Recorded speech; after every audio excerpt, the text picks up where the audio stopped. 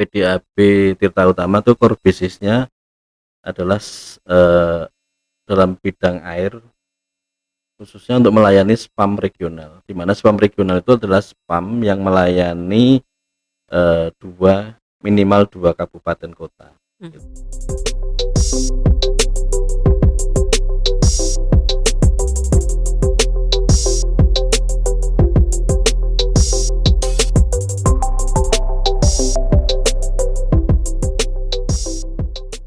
Hai Sobat TU, welcome to the first episode of TU Cast, Tirta Utama Podcast. Dan di episode pertama kita ini senang sekali ya, karena sudah lama kita mempersiapkannya, akhirnya launching juga. Kita untuk mengawali akan membahas sebuah tema, yaitu keluar dari zona nyaman. Karena memang itu adalah salah satu jebakan bagi kita ya. Kalau misalnya udah nyaman itu jadi agak malas untuk kemudian berangkat menjadi sesuatu yang lebih besar lagi atau meraih pencapaian yang lebih tinggi. Tapi tidak begitu dengan Tirta Utama. Untuk itu kita akan membahas banyak sekali mengenai Tirta Utama biar lebih kenal juga ya dengan Direktur Teknik dan Pemasaran dari Tirta Utama, yaitu Bapak Anom Guritno STM Link. Pak Anom, apa kabar Pak? Alhamdulillah baik. Sehat ya Pak ya? Alhamdulillah. Makanya ini namanya Anom, masih Anom terus ya Pak? Alhamdulillah. Oke. Kalau sekarang ini Tirta Utama kalau nggak salah umurnya 30 tahun ya Pak? 30 tahun. Ya, Oke. jadi secara resmi berdiri tahun 92 ya. Jadi waktu itu namanya masih Perusahaan Daerah Air Bersih. Perusahaan Daerah Air Bersih Tirta Utama. Ya, sama Tirta Utamanya, cuma statusnya waktu itu Perusahaan Daerah Air Bersih. Oke. Dan dari definisi itu kan jelas, Mbak. Air itu air bersih ya, bukan air minum ya. Jadi kalau air bersih itu berarti belum bisa diminum, tapi bisa untuk mandi, cuci, kakus gitu, seperti itu. Jadi sebenarnya waktu itu merupakan perusahaan yang paling jujur, kan? Ya kan? Karena kebanyakan perusahaan daerah kan dulu kan namanya banyak, kalau di kabupaten kota namanya Perusahaan Daerah Air Minum gitu. Iya. Tapi kenyataannya banyak airnya yang tidak bisa diminum. Gitu. Iya. Sementara kita kan dulu Perusahaan Daerah Air Bersih ya. Iya. Yang kita jual air bersih, jadi nggak bisa langsung diminum gitu kan. Gitu, Oke, baiklah. Nah itu dari namanya sudah berbeda begitu ya. 30 tahun perjalanannya panjang gitu ya. Tapi kelihatannya umurnya 11-12 sama Pak Anom ya. Ya. Diain aja apa-apa. Agak jauh juga, saya milenial loh, Mbak. Oh, iya. Milenial makanya jauh ya kalau sama 30 ya. Milenial di zamannya. Oh iya. Betul. Dan kalau misalnya kita lihat di belakang, nah karena studio kita ini keren banget loh Pak. Jadi harus kita perlihatkan satu persatu ya. Salah satunya yang paling menarik di belakang adalah ada peta Provinsi Jawa Tengah. Kita sekarang ada di mana ya Pak ya? Kita ada di Semarang. Di Semarang. Nggak kelihatan. Iya. Besok kita tambahin ya Pak ya. Ini salah satunya adalah menggambarkan tentang daerah operasional dari Tirta Utama, betul ya Pak? Betul. Nah, kalau dari sejarahnya tadi boleh dijelasin Pak, ini ada apa saja dan bagaimana ceritanya? Baik Mbak, jadi PDAB Tirta Utama pada waktu itu tahun 92 itu berkantornya di Slawi. Di Slawi dan melayani 3 kabupaten kota. Ya, jadi yang pertama namanya juga Bergas ya Mbak. Pertama Brebes, Kabupaten Brebes, yang kedua Ga ya. Ga-nya itu Kota Tegal. S-nya Slawi atau Kabupaten Tegal gitu.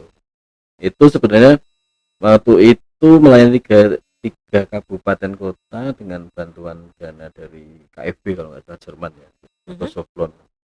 Itu melayani untuk 250 liter per detik. Ya kalau zaman waktu itu ya kasarannya angkanya gini, kalau 1 liter per detik itu untuk 1000 orang gitu. Wah, kan. Berarti 250 liter per detik itu 250.000 orang gitu, untuk melayani 3 kabupaten itu. Nah terus berkembang, waktu itu tahun 92 ya, kalau konstruksinya itu dimulai tahun 87 sebenarnya sudah mulai dikonstruksi gitu kan, tapi karena waktu medannya sangat sulit Mbak di sana itu. Sangat sulit, jadi baru bisa beroperasi secara full itu tahun 92. Itu di pegunungan atau Wah, gimana, Pak? pegunungan, Mbak, itu Oh. mata airnya kan rata-rata di bawah Gunung Slamet, Mhm. di lereng Gunung Slamet. Yang di belakang Bapak ada nggak nih gambarnya? Ada, Ada ya? ada. Iya. Ya, ini Oke. telaga yang di sini. Oh, iya bener sih, itu kelihatannya kalau mau bangun ke sana perlu upaya yang besar ya, Pak, ya, mencapai tempatnya itu. Mbak, ini kalau ke sana, kalau itu kan yang di Suci ya, Mbak, Heeh. itu jalan ya sekitar 1 jam lah gitu. Jalan 1 jam, Iya, aduh. jalan itu 1 jam Heeh, heeh, gitu dari oke. titik terdekat itu ya, Mhm, dari desa terdekat gitu. Nah, tahun 92 itu spam regional bergas pertama, yang spam regional pertama ya, Pak. Jadi core bisnisnya waktu itu kita ceritakan bahwa PDAB Tirta Utama itu core bisnisnya adalah dalam bidang air, khususnya untuk melayani spam regional, di mana spam regional itu adalah spam yang melayani minimal dua kabupaten kota mhm, gitu kan. Kalau tadi bergas kan 3, dan itu pun pelanggan kita itu adalah PDAM. Jadi kita melayani PDAM, terus PDAM yang melayani ke masyarakat. Jadi kalau mhm. secara bahasa ininya kan, marketingnya kita grosir, Mhm. PDAM yang retail Oh, gitu begitu. ya. Oke. Jadi kita suplai untuk hulunya, hilirnya sama dikerjakan oleh PDAM. Mhm, Ya, sebenarnya spam regional itu sangat bagus karena apa? Eh, ini yang pertama itu meminimalkan ego-ego sektoral di daerah. Itu kan mhm. adanya otonomi daerah itu kan, terus kadang-kadang ya air ini punya saya, air ini punya saya. Mmm, mhm, Sementara mhm. kayak kota kayak Tegal, kota Pekalongan itu kan susah air gitu kan, Iya. kota Solo gitu kan. Nah, mereka juga kan masih NKRI ya, Mbak, ya. Mhm. Jadi tetap harus disupport oleh wilayah-wilayah sekitarnya gitu. Oke. Makanya itulah fungsinya spam regional, salah Mhm. satunya itu Jadi gitu. walaupun sumber mata airnya nggak di daerahnya, tapi ya karena ini tanah Ya, Indonesia ya kita harus saling berbagi iya, begitu ya, Pak? betul. Air kan nggak punya KTP, Mbak. Betul, nggak tahu daerahnya mana begitu ya. Oke, dan kemudian negara hadir di situ melalui spam regional? Iya, Oke. karena kewajiban penyediaan air minum itu mutlak Mhm, tanggung jawab negara gitu. Dan itu kan harus berkeadilan juga ya. mhm, Artinya kan belum tentu gini, Mbak. Mata mata airnya misalnya di daerah sekitar Brebes, tapi tangkapannya bisa di daerah lain kayak gitu kan, bisa juga gitu. Kayak yang mungkin terjadi di Klaten itu, mungkin ada sebagian yang daerah tangkapannya di daerah Boyolali mhm, gitu kan, tapi dia munculnya di daerah Klaten gitu kan. mhm, Jadi nggak bisa diakui secara sektoral bahwa ini milik saya, milik kami gitu, nggak mhm. bisa, karena dan secara umum pun ya semuanya itu milik Indonesia Iya. gitu.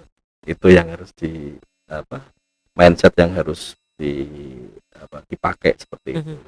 Oke, dan ini kemudian sekarang kita sudah ada berapa, Hmm. Pak, yang existing? Ya, yang existing itu kan tadi 92 ya, Mbak, ya. Nah, Mhm, terus tahun 2013 itu sudah mulai di oh gini, sejarahnya yang jelas saya mengikuti awal-awal spam regional sebagai mhm. konsultan. Saya dulu sebelum jadi direktur di sini kan saya konsultannya PT Tirta Utama ini dari tahun Oh, begitu. 2009 sampai Heeh. 2019.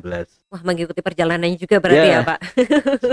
mengikuti semua perjalanan itu saya ikuti, Pak. Mhm, Jadi tahun 2019 itu ada usulan untuk pembentukan spam-spam regional selain bergas ya. mhm, Jadi ada spam regional Petanglong, spam regional Keburejo, spam regional Dadimuria, itu yang ada di gambar. mhm.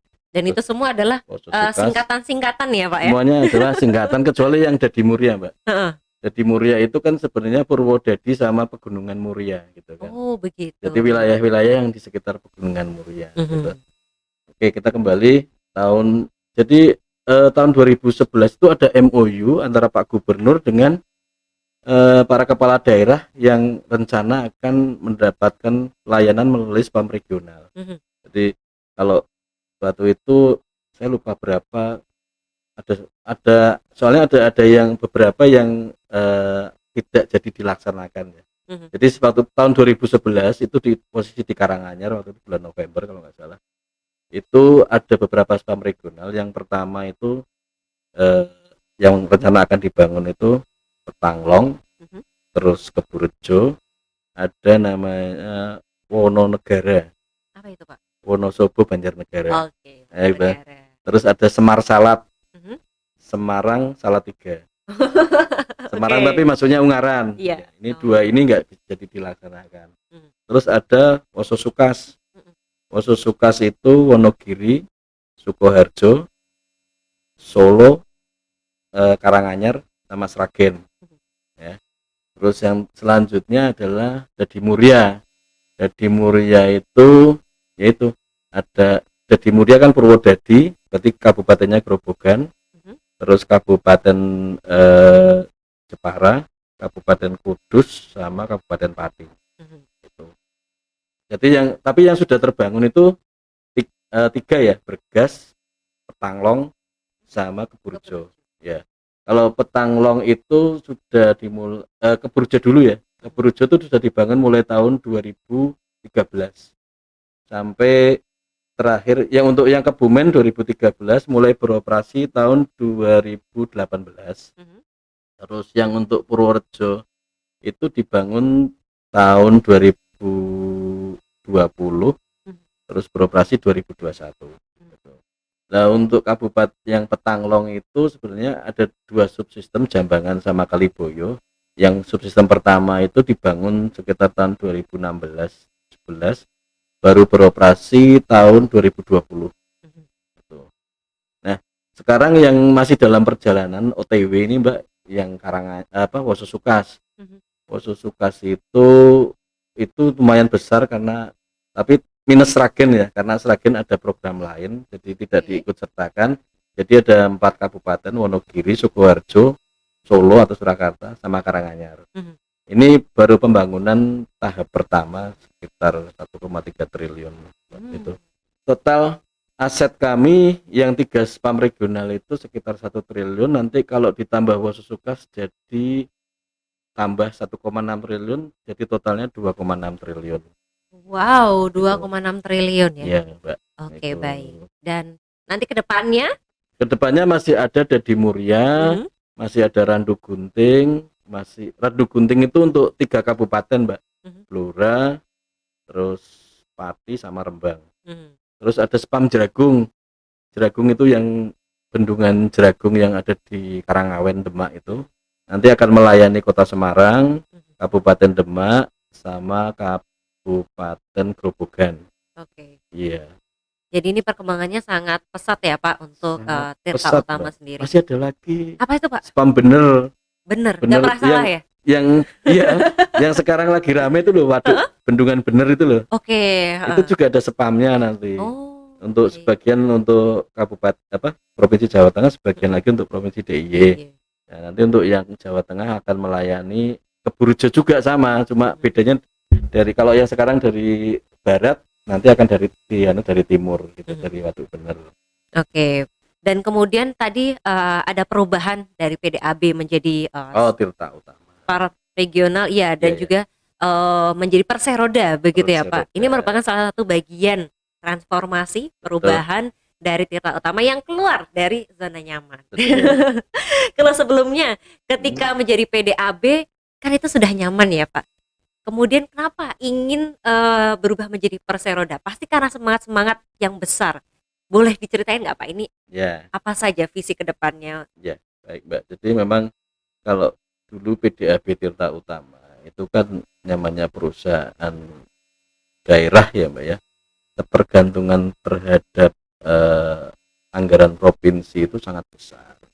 Sementara anggaran provinsi itu kan tidak hanya digunakan untuk air minum ya, macam-macam gitu. Nah, otomatis kalau seperti itu kan juga perjalanannya kurang cepat lah istilahnya gitu kan. Kalau kurang cepat, dampaknya kan juga kepada masyarakat, karena kita kan selaku BUMD juga pelayanan masyarakat ya. Nah, semangatnya sebenarnya kenapa ingin bertransformasi menjadi Perseroda. Yang pertama jelas untuk mempercepat pelayanan dan memperbaiki kualitas pelayanan terhadap masyarakat. Yang kedua juga supaya lebih mandiri. Artinya mandiri lebih mengurangi ketergantungan terhadap pemerintah provinsi, Mbak, gitu. Karena di situ kan ya khususnya anggaran ya, anggaran kalau selama ini kan kita sangat bergantung kepada provinsi, sehingga kita coba untuk keluar dari zona nyaman, Oke. ya kan, keluar dari karena dengan perseroda ini kita bisa mendapatkan bisa bekerja sama dengan investor keuangan gitu, jadi akan lebih mandiri tentunya tanpa mengurangi pelayanan kepada masyarakat, karena segmen pasarnya atau segmen bisnisnya juga nanti kita harus keluar juga dari zona nyaman, bukan hanya mengelola spam regional, tapi juga bisnis-bisnis lain ya, terutama mungkin bisnis-bisnis yang berdekatan dengan air gitu. Ya kalau sebenarnya bukan hanya, maksudnya gini, bukan hanya spam regional kalau air minum ya, tapi Ya. coba kita nanti penetrasi kepada kawasan industri. Nah itu kan seperti itu. Oke. Atau mungkin nanti kita bisa langsung B2B dengan PDAM, atau kita bisa bekerja sama dengan bumdes atau kita memberdayakan bumdes itu loh Mbak, itu seperti itu.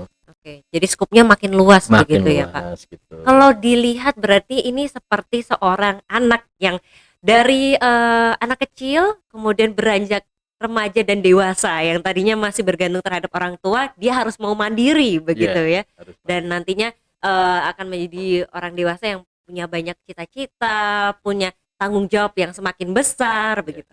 Kalau kita ngomongin tanggung jawab, eh sumbangsih yang diberikan oleh Tirta Utama juga nggak sedikit loh, betul ya Pak? Betul. Dari sebelumnya ketika masih menjadi PDAB dan kemudian sekarang sudah menjadi Perseroda, apakah ada kenaikan-kenaikan yang signifikan Pak dari targetnya, dari kas yang diberikan kepada Pemda Iya, atau iya. yang lainnya?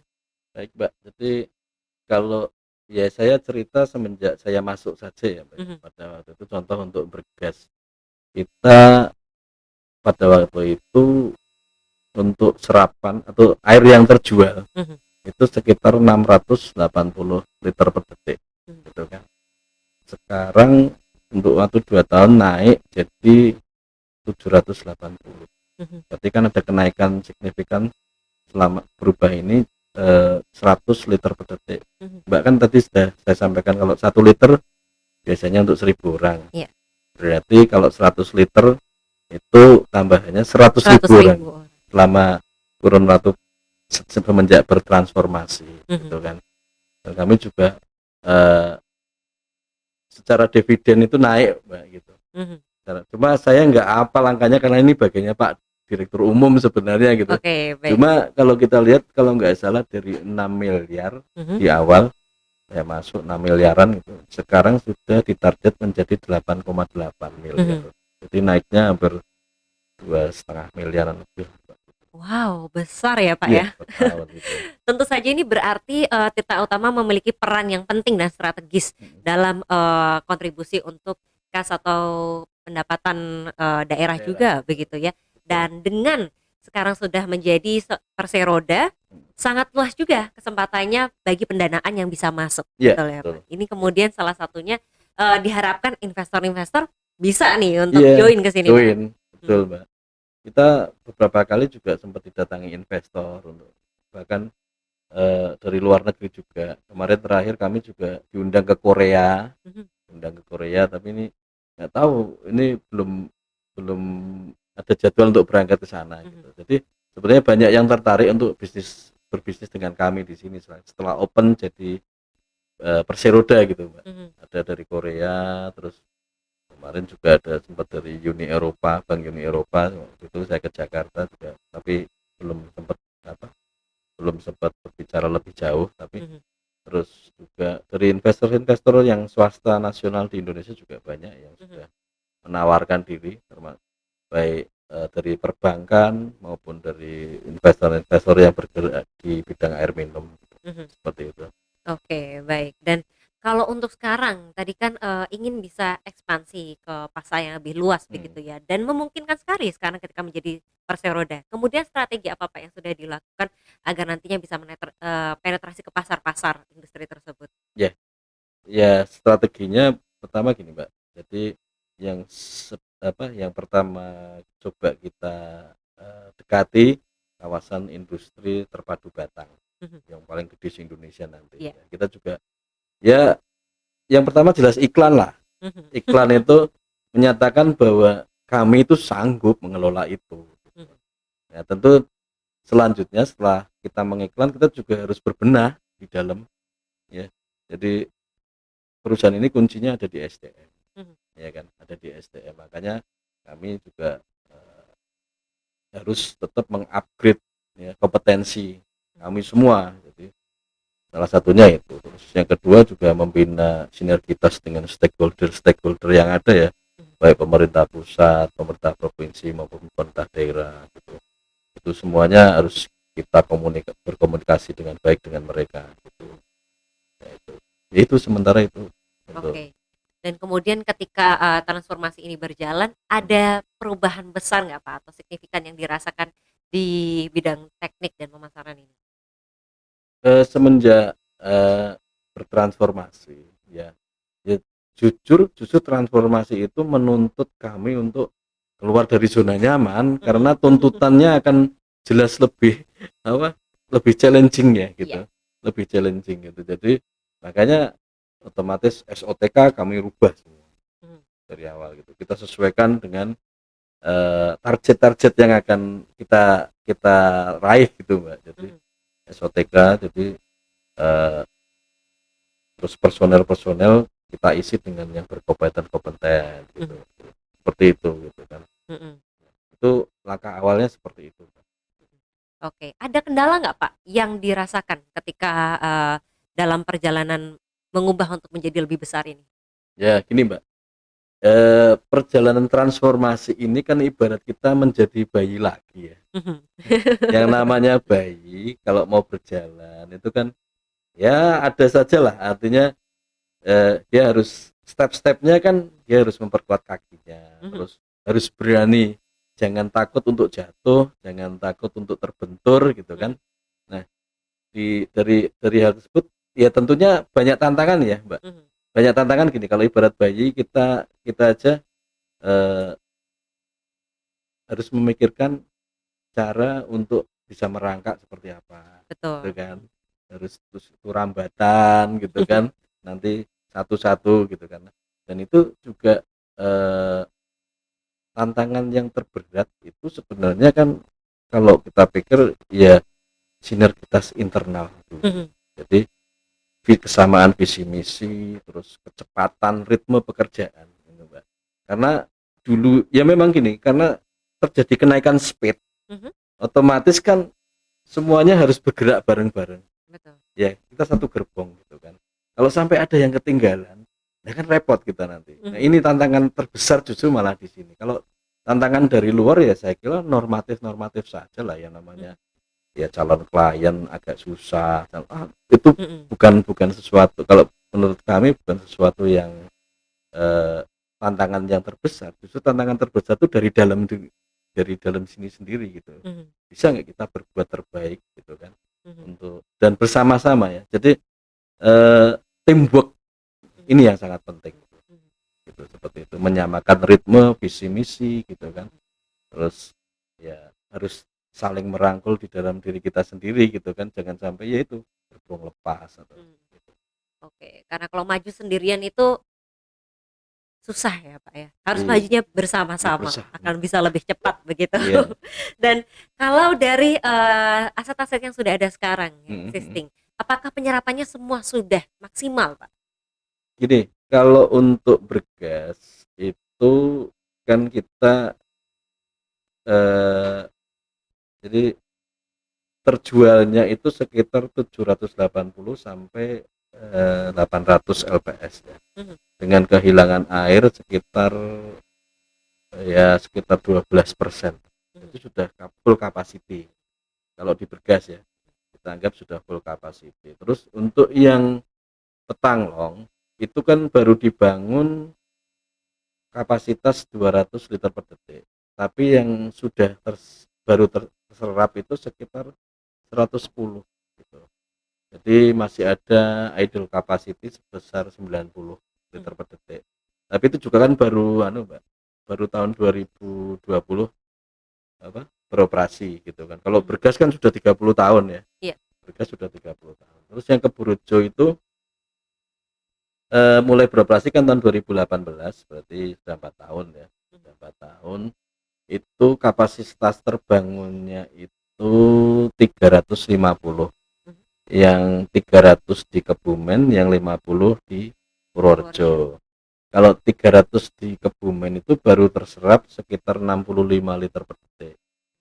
Dari 300 berarti ya baru sekitar 20%. Iya, rendah itu. Memang kita akui rendah di situ. Terus yang Purworejo itu dari 50 liter per detik sudah terserap sekitar 22 liter per detik. Ya artinya sudah 40% dari tahun 2021, Mbak. Baru 2 tahun ya. Itu kalau progresnya sangat bagus kalau Purworejo. Memang yang menjadi tantangan kami adalah yang di Kebumen, karena baru 20% dari kapasitas yang sudah dibangun. Oke, ini ada apa Pak dengan 20%? Berarti kan potensinya besar untuk kemudian ditingkatkan karena kapasitasnya pun juga besar. Ya, jadi gini Mbak, Kebumen itu memang pertama itu tahun 2018 itu masih statusnya PDAM yang belum terlalu sehat ya. Ya, belum terlalu sehat. Jadi sementara untuk bisa menyerap dengan baik, artinya itu kan sekarang kan mereka ada 300 LPS yang sudah disediakan ya, liter per detik, yang itu butuh pendanaan juga untuk dihilirnya. Jadi kita kalau tadi disampaikan di depan bahwa kita akan melayani PDAM, sebenarnya kita di hulu ya, kita bawa pipa ke PDAM, terus PDAM juga ke masyarakat butuh infrastruktur, ya kan, pipa-pipa kecil yang sampai ke rumah-rumah itu loh Mbak. Nah itu kan juga butuh biaya yang tinggi juga. Nah ini kan sementara Kabupaten Kebumen itu versi mereka kan kabupaten yang termasuk yang miskin gitu ya. Jadi ya itu banyak di samping memang mungkin juga ya seharusnya PDAM sendiri juga lebih agresif lagi untuk bisa mencari pelanggan kayak gitu. Cuma kita memang nggak tahu program yang dicanangkan PDAM itu seperti apa gitu. Jadi malah tidak, mungkin kalau versi mereka katanya mereka kami masih punya sumber sendiri, jadi secara logika sumber yang digunakan adalah sumber sendiri dulu baru beli ke Tirta Utama gitu, seperti itu.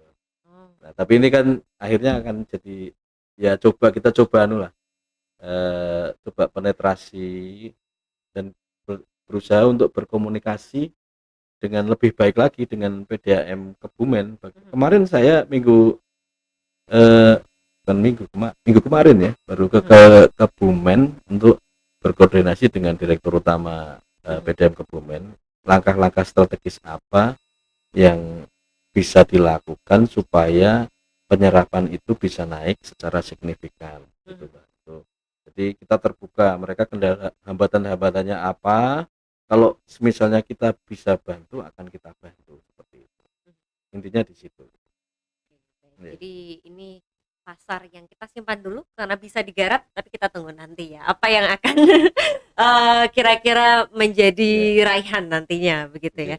Dan ngomong-ngomong soal raihan, di umur 30 tahunnya Tirta Utama ini apa Pak yang sudah diraih oleh Tirta Utama? Ya sebenarnya capaian-capaian ya ini, Tirta Utama kan salah satu pengelola spam regional di Indonesia. Ada beberapa spam regional selain Tirta Utama ya Pak ya. Jadi ada di Jawa Timur juga ada PT AB, perusahaan PT air bersih gitu, Jawa Timur. Terus di Jawa Barat juga ada PT Gemah Ripah, mirip dengan kita. Nah capaian-capaian yang sebenarnya menurut kami paling bagus, sebenarnya kami itu sudah mengelola lebih dari satu spam regional. Kalau yang lain belum, gitu kan. Kita kan sudah ada 3 ya yang existing, dan tahun depan insya Allah 4, tahun depannya lagi insya Allah 5. Berarti gitu kan. the one and only di Indonesia yang mengelola lebih dari satu. Mengelola lebih dari satu spam regional. Wow, luar biasa loh ya Tirta Utama. ya ini versi orang lain dianggap terbaik gitu di Indonesia untuk ukuran provinsi gitu loh, Mbak. Gitu. Oh, Itu oke, baik. capaian. Artinya tetap kami berbicara tentang pelayanan kepada masyarakat, Mhm, bukan kinerja keuangan yang kami itu kan. mhm, Ya kinerja keuangan kan akhirnya mengikuti juga gitu kan. mhm. Tapi bukan tujuan utamanya gitu. Karena Oke. kita kan BUMD gitu. Mhm. Kami kan BUMD, jadi tetap fokus pada pelayanan kepada masyarakat gitu. Oke, Ya. pelayanan kepada masyarakat khususnya di Jawa Tengah ini ya, Iya. agar bisa mendapatkan keadilan untuk air bersih. Ya. Dan kalau kita ngomongin soal air bersih tadi kan yang tadinya, air bersih tapi kemudian sekarang menjadi air minum, betul ya, Iya. Pak? Ini apa sih emang perbedaannya, Pak? Dan Iya, bahkan sampai ke sisi teknik pasti ada perbedaannya juga ya? ada Mhm, perbedaannya. Betul, Mbak. Jadi kalau air bersih itu ya air yang belum layak dikonsumsi untuk minum mhm, gitu kan, tapi bisa digunakan untuk mandi, cuci kakus gitu kan, seperti itu. Sementara air minum adalah air yang secara aturan ya, sebenarnya ada di Permenkes nomor 492 tahun 2010 itu mhm, tentang standar kualitas air minum itu, ya harus memenuhi itu gitu, dan kami sudah memenuhi itu, Mbak. mhm, Di outlet kami, di reservoir kami sudah memenuhi itu. Nah, cuma dalam perjalanan ke masyarakat kita juga melalui pipa-pipanya PDAM, dan rata-rata pipa PDAM itu sudah berumur lama, lebih dari 30 tahun gitu mhm. kan. Nah, itu ada kemungkinan juga bocor kecil-kecil, terus akhirnya terjadi infiltrasi kotoran, bakteri dan lain-lain. Itu sehingga akhirnya tidak layak untuk dikonsumsi sebagai air minum secara langsung gitu. Mhm. Harus melalui treatment tambahan lagi, atau penyaringan atau pemberian desinfektan untuk membunuh bakteri gitu. Mhm. Itu juga. Oke, baik. Dan kalau untuk, saat ini perlengkapan yang dimiliki oleh, Tirta Utama terutama untuk pipa-pipanya, bagaimana kondisinya, Pak? Karena tadi kan disebutkan bahwa ya untuk kebocoran antara 12% sampai Ya, berapa ini dan ya, kemudian akan ke depannya itu perlu ditekan nggak sih, Pak? Atau itu sudah sangat kecil? ya gini. Kalau berbicara tentang standar kebocoran, sebenarnya yang banyak digunakan di Indonesia adalah 20%. Mhm, Jadi kita masih di bawah. Tapi sebenarnya itu angka 12% itu angka kumulatif ya, campuran antara bergas, petanglong sama keburjo mhm, secara total itu kan. Gitu. Eh, nah, sebenarnya ada sebagian besar, bukan sebagian besar, ada pipa yang tahun 92 digunakan itu sudah mhm, tidak layak lagi gitu. mmm, Di situ banyak kebocoran, hampir sekitar 30% di situ. mhm, Nah, itu yang jadi apa, PR kami untuk bisa mengganti itu, dan insya Allah kami upayakan tahun depan melalui bantuan dari pemerintah pusat itu akan menggantikan pipa sepanjang sekitar 30 kilo mhm. ya, pipa 30 kilo dengan anggaran sekitar 200 miliar lah, Mbak, gitu untuk Wow, ya. Di besar samping kita sekali. juga mulai tahun 2020 juga melakukan penggantian pipa-pipa juga yang sudah cukup lama usianya gitu, lewat bantuan juga dari provinsi gitu kan. Nah, upaya-upaya untuk penggantian pipa lama terus kita lakukan, Mbak, supaya Mhm, supaya itu layak menjadi air minum gitu kan, seperti mhm. itu. Oke, dan Iya. ini menggunakan pipa-pipa yang food grade, betul ya, Pak? Food grade. Betul. Oh, bahkan sampai ke kualitas Iya, pipanya pun juga sangat harus food diperhatikan, grade gitu. begitu ya. Dan kalau kita ngomongin soal pendanaan ya tadi, Iya, untuk pipa alhamdulillah dapat bantuan dari iya, iya, pemerintah pusat untuk iya, peremajaannya, betul. begitu ya. Dan nanti kalau untuk pihak-pihak luar yang ingin membantu juga, Mhm, bahkan dalam pembangunan mhm, ataupun nanti rencana ke depan untuk pengembangan aset yang lain, iya. kira-kira apa saja skema yang memungkinkan sih, Pak? Ya gini, Mbak, jadi kalau kita bantuan itu kalau untuk spam regional ya ke masyarakat gitu. Tapi Mhm, kalau untuk nanti penetrasi pasar ke industri, kami berusaha menggunakan uang yang tidak dari pemerintah mhm, gitu. Jadi kalaupun kita nanti nggak cukup, kita coba gandeng investor keuangan, misalnya BUMD. Kalau dari BUMD ya ada Bank Jateng, BPR, BKK atau yang lain-lain, atau investor keuangan yang lain untuk bisa support kita. Jadi uang pemerintah digunakan untuk masyarakat, uang yang kita masukkan untuk bisnis yang lain itu kita coba profesional dengan cara kalau kita punya dana sendiri ya kita pakai dana sendiri, kalau enggak ya kita gandeng investor keuangan gitu.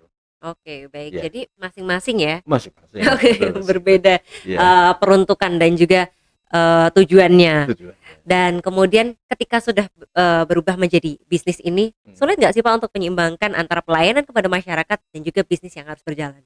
Saya kira tidak, Pak. Selama itu tetap bergerak pada rel yang sudah ditentukan, saya kira nggak ada masalah gitu. Karena memang yang agak ya challenging itu menyeimbangkan antara dua ini. Yang salah satunya di salah satu pihak pelayanan pada masyarakat, di salah satu pihak itu harus sustain, perusahaan ini harus berlanjut gitu kan. Kalau berlanjut otomatis neraca keuangannya harus positif terus gitu kan. Nah ini yang kita coba seimbangkan itu gitu kan gitu, seperti itu. Tapi buat saya selama dalam koridor profesional bisa Pak. Nggak ada buat saya, nggak buat kami lah, bukan buat saya itu, selama tim ini masih bersinergi baik insya Allah. Jadi punya di sinergi yang baik sehingga keduanya bisa berjalan dengan beriringan begitu ya. Betul. Dan terakhir Pak Anom, ada harapankah atau mungkin rencana ke depan dari Tirta Utama terutama di usianya ke 30 tahun ini? Oh, kalau harapan saya agak muluk-muluk Mbak. Saya pernah bilang ke tim UGM ya yang menangani SOTKKP bahwa kalau menurut saya PT Tirta Utama ini akan menjadi raksasa. Mungkin sekitar 15-20 tahun mendatang. Karena apa? Target pasarnya masih sangat banyak gitu kan. Target pasar dan akan menjadi sebuah perusahaan pengelola air minum ataupun usaha lain nanti yang sangat besar kalau menurut saya gitu kan. Coba bayangkan itu kan dari mulai sampai seluruh Jawa Tengah nanti akan jadi pasarnya PT Tirta Utama gitu kan. 35 kabupaten kota. Kalau sekarang masih 8, berarti potensinya kan masih 27 lagi Mbak gitu. 15-20 tahun lagi harusnya ya minimal paling enggak setengah dari 35 kabupaten kota itu sudah menjadi pasarnya PT Tirta Utama gitu. Oke. Sangat mungkin untuk menjadi raksasa begitu ya Pak? Sangat mungkin. Amin, kita aminkan bersama. Amin. Dan ada lagi Pak? Saya kira sudah cukup Mbak. Cukup. Itu sudah luar biasa ya. Mari kita doakan bersama dan juga tentu saja dengan kinerja yang baik, sinergitas, insya Allah itu bisa terwujud begitu ya. Dan juga terima kasih untuk Sobat TIU yang sudah menyaksikan obrolan kita selama berapa ya, lebih dari 30 menit sepertinya ya Pak ya. Tapi kelihatannya baru 3 menit loh. Karena ngobrolnya baru sama Pak Anom. Iya benar, ternyata mengulik dari sejarah, kemudian dari pemasaran, ngomongin pipa segala macam. Ini banyak banget yang bisa diobrolin. Saya lupa bahwa kita tetap harus menerapkan GCG ya, Good Corporate Governance, serta nanti dengan program-programnya ada ISO, ada macam-macam gitu kan yang menambah kekuatan kita melalui profesionalitas gitu, gitu kan. Dengan pengelolaan perusahaan yang GCG insya Allah akan menambah kekuatan kita. Oke, baik. Jadi jangan lupa untuk tetap menerapkan selalu good corporate government tadi. Dan terima kasih untuk Pak Anom yang sudah menemani kita untuk sharing pengalaman dan juga pengetahuannya. Semoga semakin menambah panjang nanti pengalamannya di Tirta Utama, kontribusinya pun juga semakin besar yang bisa diberikan. Amin, amin. Dan juga terima kasih untuk Sobat TIU, jangan lupa untuk saksikan episode-episode kita lainnya karena kita akan kembali lagi dengan tema-tema menarik lainnya. Jangan lupa untuk subscribe juga biar gak ketinggalan episode kita selanjutnya. Saya Hani Nurmalita bersama Pak Anom dan juga seluruh kerabat kerja petugas undur diri. Terima kasih dan sampai jumpa. Sampai jumpa.